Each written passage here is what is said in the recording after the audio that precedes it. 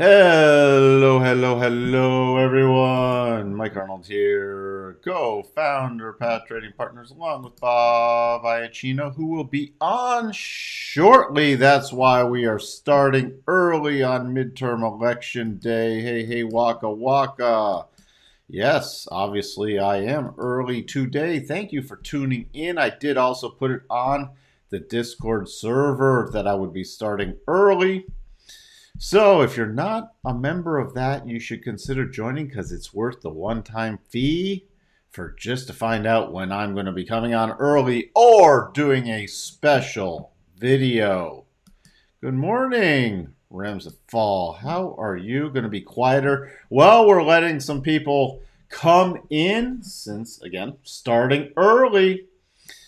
Hope everyone had a wonderful evening, slept well, and are prepared for another trading day. Just a reminder for everybody who is not in the USA, it is election day here, which will most likely have an impact for the next little while on the markets. We will get Bob's take, though. I already gave my take over the last couple days. I'll recap it. If the Republicans win, I think there will be an upward bias. Okay. Oh boy, numbers just coming out. Red book. Well, that is not inflation adjusted either. That is a pretty drop from previous. I think the consumer's going to tap out sooner rather than later. So things are not going to look good for first quarter. But we still have the election. By the way, there's not much going on today. Besides the election, minor is the Investors Business Daily, economic optimism coming out in 5 minutes. So, or 3 minutes. So, and then it's quiet. It's quiet, so we'll get exit polls later in the day. And it's not going to be decided, though. A lot of stuff, they're already prepping it. Like, oh, you might see this, you might see a red wave that could be reversed over the next few days as we're counting a bunch of ballots that we're going to find under the bed. I don't know about that finding it under the bed part, but we will see. Tesla taking a hit. Well, the chief twit, I don't think, is doing any help for Tesla. And we can take a look at that too. Out with old crooks, in with new crooks. Exactly. As I said yesterday, where's my GTFO vote? I want them, most of them, over 95% to GTFO. So, good morning, Gary. Yes, Lyft does need a lift. Very good. Thank you for being here, everybody, as we tune in. Now I can get started. Sort of a quiet mixed market. Tesla getting beat up a little pre-market. Apple and Microsoft up a bit. Your mega caps are up a bit. All about the same. Semis are up also. Oil, slight little pause to pullback area. You can see energy down a bit. Technology is up a bit. And that's about it. Sort of a mixed market. I'm expecting a quieter market today, but who knows? Who knows? 50-50 odds for the next rate hike. Fear and greed still in greed. Earnings this morning, we had DuPont with a decent gap up. And I forgot to look at Party City. Oh, well. After the close, separate from election stuff, we got Disney. Gonna pay attention to that. Also, Disney could influence. I know there's a number of people who play Netflix on this channel. So Disney, it could influence your Netflix. AMC in the toilet, but I wonder if some apes are still watching. I'll have to check in on Lucid. The most important one for me, besides Disney, is Affirm. Why? Not from a stock perspective, but from a consumer perspective. And if there is more, getting to more charge-offs, how credit usage is going. So that's where we sit, and I will be back this afternoon. Let's peek at Tesla real quick. Oh boy. Now, see, longer term. Next target area. We are breaking below key support. Not quite there. 194 is my next target. You can go off of 192, 190. See here, we have a little target area. If you want conservative targets, it'd be about 192 to 194. You start getting a close through these wicks. You are into a clear path weekly move. And right in front of that, we have the 62.5 harmonic. A weekly close above that would not be good because it'd also be a weekly close below the 200. Weekly, I do expect a bounce in this area. Okay, but longer term, I know a bunch of people will disagree with me. However, we shall see. Little area, really 194 to 192, and then 188. Or those are the minor areas, and then more on a breakdown 180, and that's just not necessarily for today. Coco's hoping Elon goes bankrupt. Gary's long dash. Why such a hater, Coco? Oh, that'll be $8. $8. Where's my $8? All right. So, S&P, little, but this is interesting. Had the harmonic area up here, 3830, stalling out there. We have this level up from last night, this 37.98, 37.99. We have a little mini double within a double. Mini double within a double. So, possible breakdown into the open 38.18. I'm expecting a choppier day. So, be prepared for reversals. 38.12, 38.09, 38.06. And then the bigger double is a close, which would have to happen on the 1 or 4 hour below 3,800. 37.86, 37.79 are the two major key targets. And then the last one's 37.72. Then none of those have to trigger. To the upside, the little minor breakout level is 38.45, 38.44 area. And it's still got the upward bias with the first cross the rotation zone. And that is against the bigger, this little bigger double. That's the major breakdown. I guess it's 38.44. Sorry, it's not 38.45. But you have a stair-step move higher. This is where it can get a little challenging into this area. Yes, it is a daily clear path, but you got to check the one time frame lower, which is 4 hours, and you see target, target, target. There is also a lot of volume behind this, which can lead to substantially choppier price action. So please keep that in mind. Let me switch cameras real quick since I'm over on my charts. Elon's a compulsive liar. He doesn't lie about anything. He's just ambitious with his statements, like taking it private, like the solar roof, like the battery swap. Come on, like self-driving, which has been around for years. Promised. I should say promised. So, he's just ambitious. Come on, guys. Oh, you like that Better Off Dead? Fantastic movie, isn't Better Off Dead? I was wondering. And it's a sort of a Elon tie-in to Better Off Dead. Where's my $2? $2! Fantastic movie. Hey, guess what, everyone? Before I bring on the one, the only, everyone's waiting to see, please do consider subscribing, ringing that bell, and hitting the like button. I'm just going to get straight to bringing on Bob. We were already making the Better Off Dead references, Bob. Better Off Dead? What do you mean? The old Cusack movie. What? Better Off Dead, the John Cusack movie from, when was that? That was like the early 80s. Yeah, that's my era. I'm not sure what Oh, Ramsfell's talking about Camaros. I've had Yeah. one, two, three Camaros, and I'm looking at another one right now. To be honest, I love that. I've always loved that car. Look up the Camaro at the end of Better Off Dead is beautiful. Yes. Right. I still want one So of those frickin' screaming chicken Trans Ams, but I don't know if I'm going to find a reliable one at this point. no, you. Oh, yeah, that's the problem. See, I know. if I was gonna buy a Trans Am, it'd have to go. I'd have to go early. I'd have to do a 70. I would have to do a 70. Wow, So it's a bold call. before the Flamin' Chicken.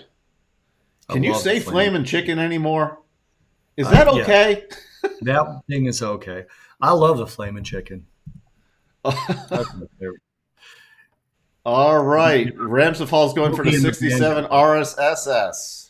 Smokey and the Bandit one. That's the one I want. You want the 77? Yeah. Okay. Well, there we Six, go. 6.2. All right. Go ahead. Oh boy. I all right, Ramsey Fall in 11 seconds. I had a 68 Camaro SS that turned in the 10-9 with slicks.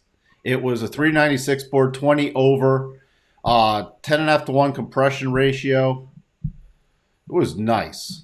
But we're getting sidetracked. What is most important today, Bob? What's going on in the markets today? What do you expect with the election? What's the impact on the markets since we don't know when you'll be on again this week? Let's get the take from you. Well, I think crude oil. I really am watching crude oil back up in the 90s. OPEC is now saying the market's back to balance. So that tells us two things: that OPEC wants crude oil 90 or higher. The energy minister from Oman said that it's foolish to assume renewables can meet global demand. And the Saudi minister said that, and I think we know that, but the Saudi oil minister said that they can respond if prices get too high, which I thought was interesting. So the real target date for that is early December, when there's either going to be price caps or the Russian crude comes off the market. There's a lot of things that happen in early December that can affect crude oil. But I really think they're kind of primed to spike.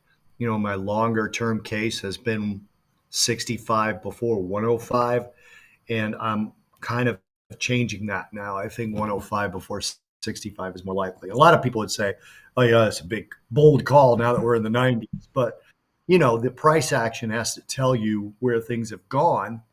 And until the price action changed for me, I wasn't going to change. So if you watch the podcast 2 weeks ago, which, by the way, this past week, due to some personal issues, I've been slow in getting it posted, but I'm getting it posted probably later this morning, and it's the Mike Arnold edition. Um, I'm still long crude oil from 2 weeks ago. So that's where my position is. In terms of the obvious, the midterms, I think there's very little chance that stocks don't rally after the midterms. First of all, historically, they rally after these particular midterms. There's only one set of midterms, right? It's the second year of a presidency. Mm-hmm. So markets tend to rally a very high percentage of the time after midterms. There's only one president that didn't lose seats, or that was W. And that had to do as much with 9/11, I think. As a matter of fact, the Republicans gained seats in that midterm, and I think it has as much to do with 9/11 as anything. Um, but I think if there is not as big of a red wave, and all of a sudden we immediately start seeing just an absolute rush of lawsuits about the election integrity, that can possibly hit the markets. If for some reason the Republicans don't win the House, I think the markets collapse. And I just don't think the likelihood of any of that is high. So I stick with my bullish call in the equities, and I think crude oil is kind of critical to watch post midterms, because if anything, it's going to push inflation back to levels that makes everybody uncomfortable. It's going to be commodities, and it's going to be led by crude oil. Well, also we do have the big. So, all right, let's just recap. If the unless the Republicans get don't take the House, uh, it's probably an upward bias from your perspective. It Yes. now separate from that, you mentioned inflation. We got CPI numbers on Thursday. Yep. What's your since you probably won't be on again before CPI numbers? What's your take? Do you think what's your take on CPI? Um, I think CPI will be weak, relatively speaking. Actually, let me just completely rephrase the way I said that. I think CPI will be in consumer friendly. They're expecting the month over month core to be up zero point 0.5. It was up zero point 0.6 last. I think we're going to get about an up 0.4. Um, I don't think that's good news if you're looking at it in a realistic economic sense, but I think it's going to be good news for equity markets. I think the year over year probably come in as predicted, right around 8%. The year over year core inflation, again, with those two particular numbers, the year over year, we're starting to get the base effects slowly leak in to the year over year. I think the headline inflation month over month could be a little hot, only because there's been a slight boost in food prices over the last month or so with grains mostly, but that's all kind of washed back. We got a bump up in the ag markets when Russia said they were going to leave the grain deal, and that would be in this particular set of CPI numbers. So I think food could bump up the month over month headline figure. So I think it's going to be mixed, but overall, look, right now the equity markets are looking for reasons to rally. So unless something is preposterously bearish, it's likely to be kind of brushed aside. So now preposterously bearish would be a core inflation rate at about zero point 0.7 month over month.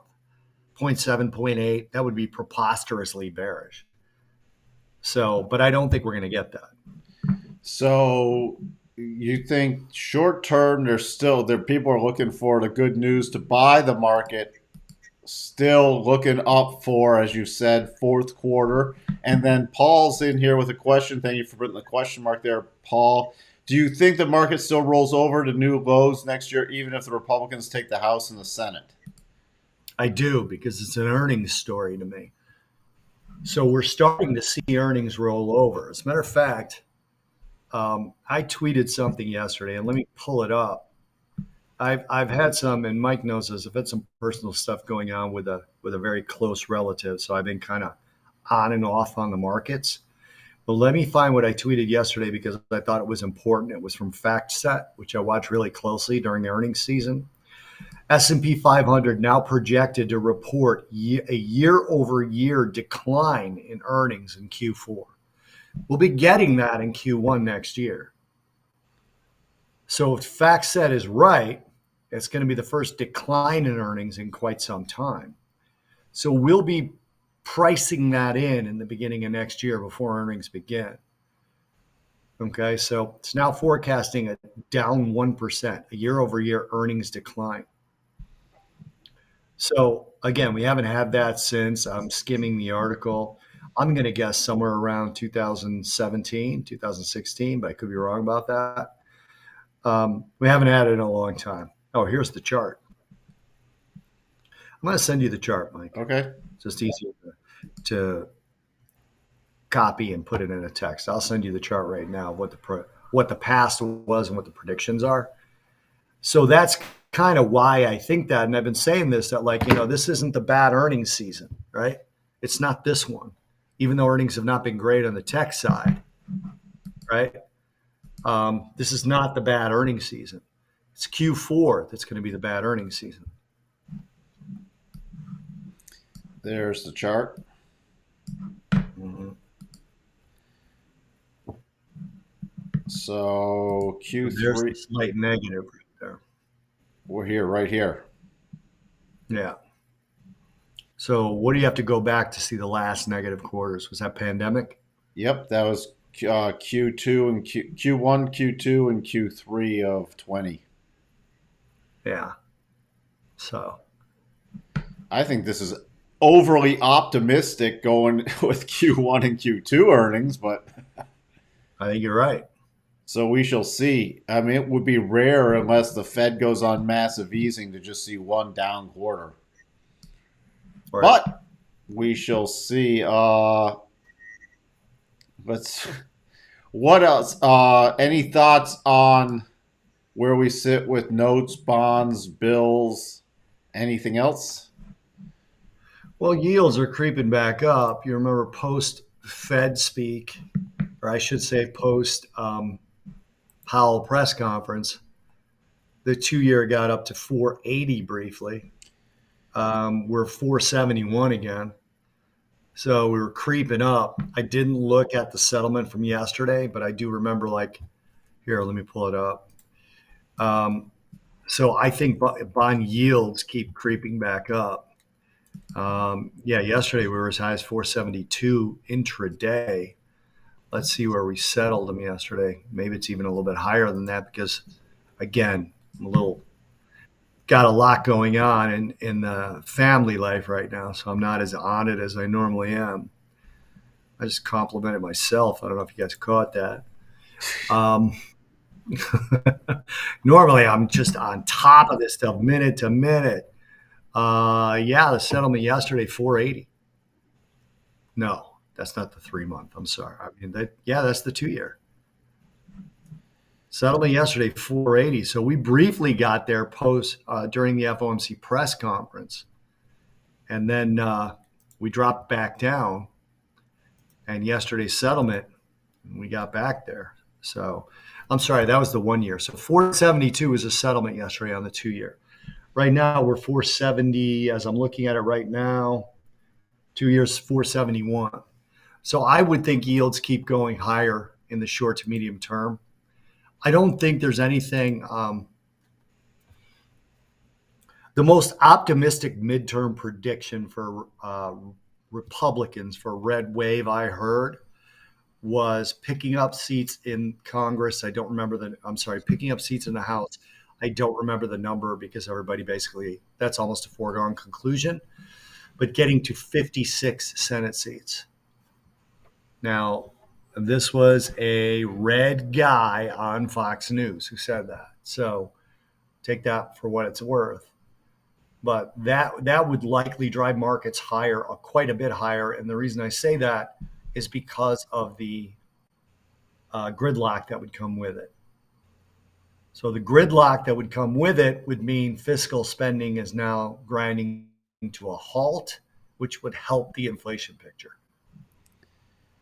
Gotcha. Sterling had a question in here. Looking at the natural gas chart, the last time there was this much volatility was back in 2008. Is there any correlation between natural gas and recessionary pressures, or was there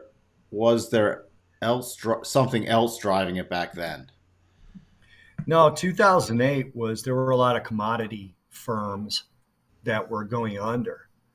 And so a lot of the volatility in 2008, you have to go back to the crisis, the Great Recession, causing it. But natural gas does weaken during recessions because businesses close.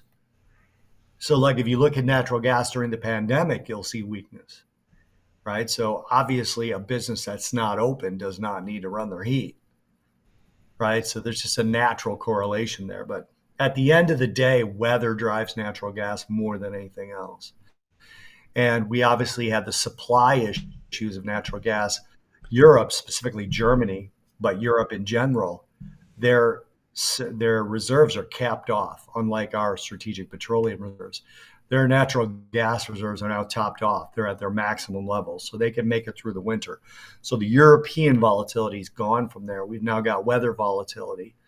And then, you wouldn't see sterling, the natural gas contract, reacting now to recessionary pressures because there's still an argument as to whether we're in a recession or going into a recession anytime soon. So you wouldn't see that just now. It's more about the unseasonably volatile weather, which everybody blames on global climate, but has happened historically every 25 years. But whatever. What any take on dollar index, which is still in a trading range but pulled back substantially the last couple days? I'm seeing some short to medium term weakness in the future, in the next, say, let's call it 2 to 3 weeks. And a lot of it having to do with the Fed's plans being out there and the potential for again, the midterms to go red, the stop of fiscal spending, the Fed to back off, but yet you've still got ridiculously high inflation in other countries, whether it's Australia, whether it's the EU, China had big inflation numbers. Um, Japan's inflation is running above 2%. When was the last time you saw that? So I think you're going to see some pullback in the dollar. I could see the dollar pulling back. Mike's got a harmonic on the bottom there. I could easily see that move. No, this That is would a. be We actually have a confirmed but not triggered double on the weekly. We had a triggered double on the extensions. daily. So those are the measured move targets. Yep, Yeah, I that's could it. It was completely. I could confirmed and triggered completely on see the that. daily. Did not came to the stop level. Did not close above the stop level and rolled back over. So, uh, what else do we have? What other? Before I get to some other questions, what other things interest you for the next couple days? Anything? And that's honestly it. CPI. By the way, I mean Fed speak starts again in earnest, It right? started already. I mean, it. Yeah, we had three yesterday, right? We had Collins, we had Barkin, and I think we had Mester. I don't remember seeing any headlines. Again, I got other things going on right now, but I don't remember seeing any big headlines. No, there But we weren't got any. but we got more today. You can actually get a little bit of a clue, Mikey, from whether they're addressing things or not, right? So if all of a sudden they start addressing monetary policy aggressively, like they did prior to this last meeting, um, you could take a cue from that. But right now, I don't. If they're not addressing it, then they don't know. They're literally in flux, which they weren't in flux before the last meeting. Yeah, it's very much like refinery utilization, that people ignore refinery utilization in terms of crude oil pricing. Um, the Fed speak's a very big indicator of what the Fed's going to do next, especially uh, concerted Fed speech, collaborative Fed speech. When they act like OPEC, where they're all saying the same thing, you can gather from that what's going to happen next.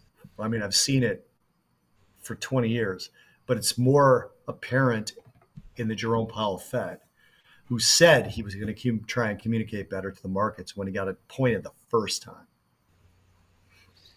All right. Well, thank you for taking this time out. Since you won't be on this afternoon, but it could be a quieter trading day today, just with the Yeah. elections, and then who knows when we're going to get the final results from everything. Right. And I'm going to be, without going into too much detail, I'm going to be in a hotel on the other side of the state of Florida. So I will be able to check in from there unless there's some emergency that takes me away. So, One final question from Sterling. Bob, there have yeah. been several people saying yields would come down in proportion with the size of Republicans' red wave. Why would a strong Republican showing cause bond buying? So what it is, Sterling, is what we mentioned earlier. As fiscal spending grinds to a halt, it helps the future inflation picture because, as we all know, too many dollars in the system, too much spending drives inflation. That's why the Inflation Reduction Act is actually the Inflation Increasing Act because it's basically a big load of spending. I heard somebody say, yeah, there's a lot of spending, but it's very targeted. Well, does that mean that the money doesn't get into the economy? That's the dumbest thing I've ever heard. Anyway, if Republicans get in and we go to a situation of gridlock, in other words, nothing that the Republicans pass gets signed and nothing that the president wants to do gets through Congress, then you get less spending, less new laws, less new regs.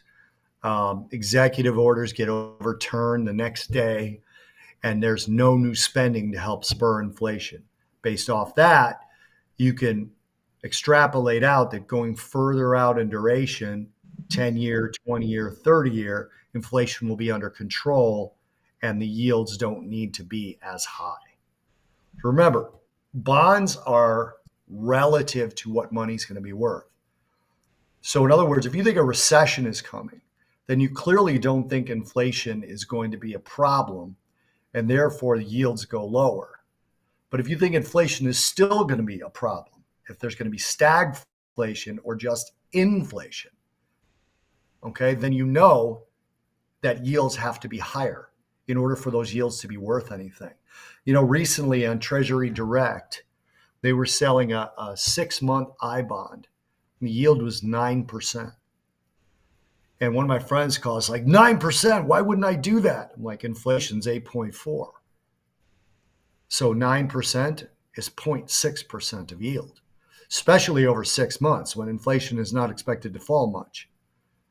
Now, if that were a 9% 30-year, yeah, that's great. So anyway, I hope that explained it. All right. Well, thank you for being here. Yep. We hopefully you can attend on Thursday afternoon. By the way, is there another tropical storm going to hit Florida?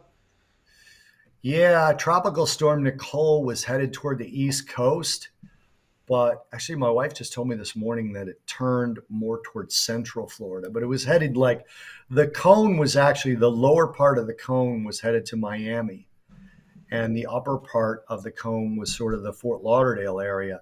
But now it's shifted up to where it looks like it's going to head toward Orlando, which isn't going to affect me much at all. All right. Well, there goes my trip to Disney World. Ugh. There you go, buddy. All right. Thanks for being on, Bob. We hope to see you Thursday afternoon, and Yep. we will chat with you then. Thank you. All right. See you guys. Bye. All right, everybody. Okay, boy, I stirred up the hornet's nest with Elon. Got to pay attention to Bob when he's on here. Don't worry about Elon. All right, let's see. Let me jump to the spiders and the Qs real quick. Next key area, we're a little gap up. Besides, if there's a gap fill, which actually would not potentially surprise me with a little pullback today, given we could go into a much choppier nature. There aren't a lot of stopping points above. Now, the key resistance was yesterday's close. You see here, breakdown zone, close right at that yesterday. So that's now support.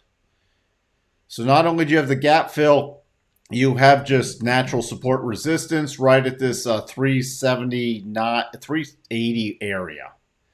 So key support 380. The first little target, do not ignore, since it could be a much choppier day, do not ignore 381.75.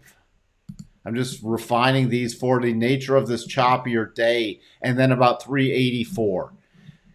Again, targets the pullback 380, then 378. Just so happens they're round number targets today. So those are your short-term targets. For the Qs, we're going to gap up 269, which is a 50% harmonic, prior 50% harmonic. There's not a lot of stopping power in the Qs, so the next target is 272, 271.95. Key pullback besides your gap, which I'm bumping up this level just a hair to about 267.50 is your key support. And then below that, it would be 265.65. So those are your key levels. We already went through the S&P earlier when I started early. I'm going to reiterate, I'd be prepared for more of a choppier day. NASDAQ, this is not a double. Your major support's coming back at about 10,976 to 11,000. Your key resistance, 11,100, which we're trading against right now. Above there, this is a pretty big support resistance zone. Above there, do not ignore 11,180. Why am I giving closer levels today? Because, again, choppier potentially. And then we don't have much till about 11.3. Major support, as I said, 10,980 to 11,000. And then you got a lot of choppier. I'm bringing down this level to about 10,932. Just glancing at the VIX, rolling over again. Will be minorly choppy to bearish above 2480. We start dropping below 24 35. We'll be watching for the retest of Friday's lows right around that 24, and that would make me choppy bullish. BTC. BTC actually broke key support. It broke the pattern. We have what's going on with FTX, and FTX is getting in a lot of trouble. So this, yes, it broke out. This is a pretty reliable pattern, coming back and then broke down. I'm watching now. We could see some serious damage in Bitcoin. When the probabilities go to the minor probabilities with the breakdown, yeah, I'm watching for a potential turnaround and take out the other side. So yes, this was a bullish breakout on the short term. We stalled out at 21,450 area, and then, you know, FTX and their FTT token having problems, and we're getting a fair amount of damage in the crypto space right now. So I'm more watching for the other side breakdown at this point. Remember, overall, we are still in the trading range, and overall longer term favors the lower prices. And I saw the question earlier, my much longer term things, once we really break down below this 18,450, my major target area is 10 to 12. You are welcome for the levels on the Qs. All right, so that's where we sit. What's going on with the FTX is critical right now. And you're going to see more and more stuff over the longer term blow up in the crypto market, especially when we get the next major leg down in the markets. With that, let me just peek at the open. Just peek at the open. Getting a little selling pressure. This is a very iffy. I would not be targeting this at 38.18 because of this little short-term ledge right in front of it. But 38.16, I'll watch for the bounce back and the rollover play. Looks like we're getting some selling pressure right in, but again, we can look with the tick. So the tick's still strong. Yeah, it gapped up in the key area, still strong. Unless I start seeing a shift in the tick much lower, I'm staying in choppier mode. We're just seeing a little breakdown play going in the open, but I need some confirmation with the broad market. Otherwise, we're testing the early morning lows, mid-morning session. So now if we bounce back and then roll over again, I'll use these key targets to the downside.